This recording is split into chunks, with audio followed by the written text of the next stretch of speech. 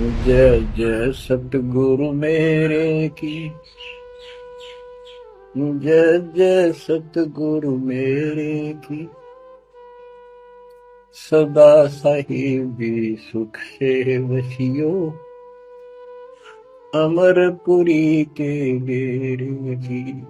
जय जय सतगुरु मेरे की। जय जय सतगुरु मेरे की। सदा साहिबी सुख से वसियो, सतलोक के डेरे। निर्विकार निर्भय तू ही, और सकल वैमान।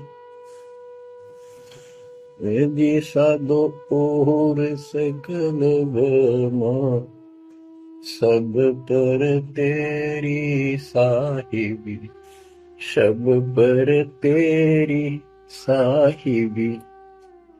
तुझ पर साहिब नाम, निर्विकार निर्भय।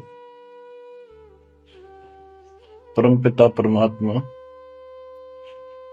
कबीर जी की प्यारी संगत को दास का आशीर्वाद है।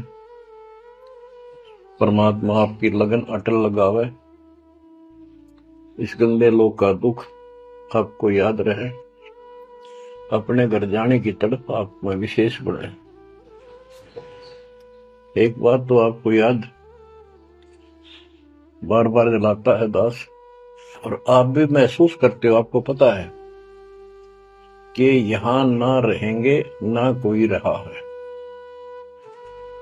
तो फिर बीच का जो समय अपना है, मानव जीवन जो मिला है, ये भक्ति के लिए, मोक्ष के लिए, शुभ कर्म करने के लिए प्राप्त होता है।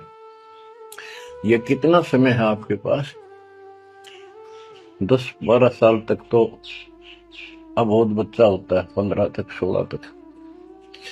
फिर जवानी की मस्ती आ जाती है, शरीर स्वस्थ होता है, और फिर विवाह हो जाता है। विवाह के बाद परिवार की लगन लग जाती है, उसके पालन पोषण,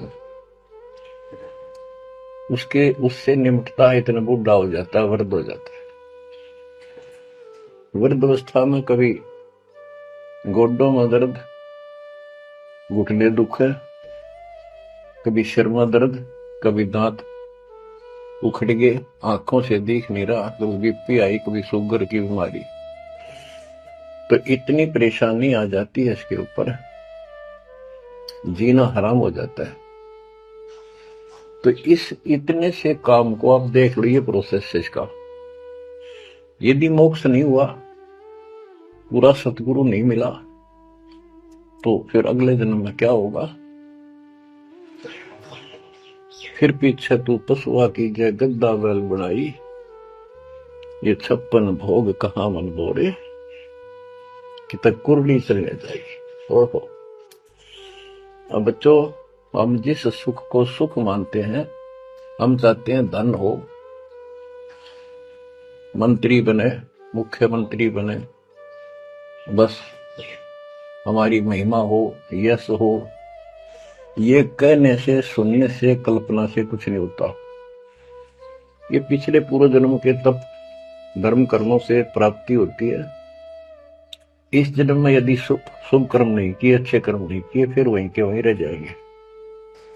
यानी कोई शुभ कर्म बनेगा नहीं है, अगले जन्म में फिर कुत्ते की मिल पाएगा, आज चाहे कोई किसी देश का राष्ट्रपति है। तो क्या बुरी बनेगी अपने साथ? देखो, हम धन चाहते हैं, निर्धन के मन में एक तड़प है कि धनवान सुखी। धनवान सोचता है राजा सुखी। अब आपको एक छोटा सा उदाहरण देता हूं। अब्राहिम सुल्तान अदम राजा भी था, धनी भी था,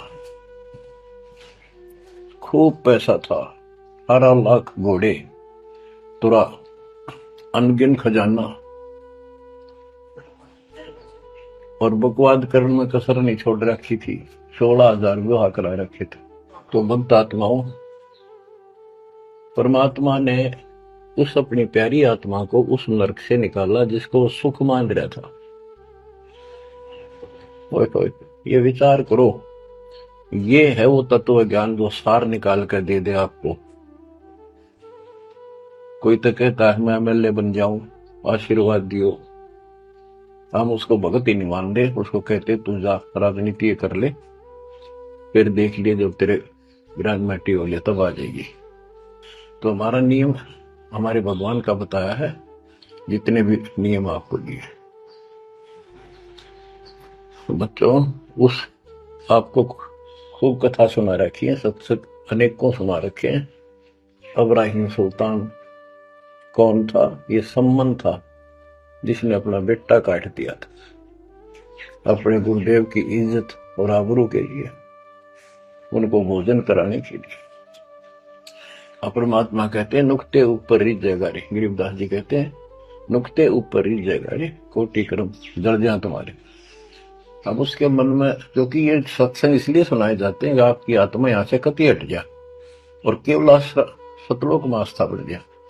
उसकी सतलोक में आस्था बढ़ी नहीं उस समय, और ये पश्चाताप करता रहा, हे भगवान मैं धनी होता, बेटा काटना नहीं मिलता, हे भगवान मैं धनी होता। उस जन्म में भी मालिक ने उसको बहुत कुछ दे दिया था, लेकिन फिर भी उसकी वो इसी तड़प के कारण दे दिया, तो वो उसका जान का झाड़ बन गया, वो पार नहीं हो पाया। और फिर अगले जन्म में एक नौशेरवा नाम का बादशाह बना।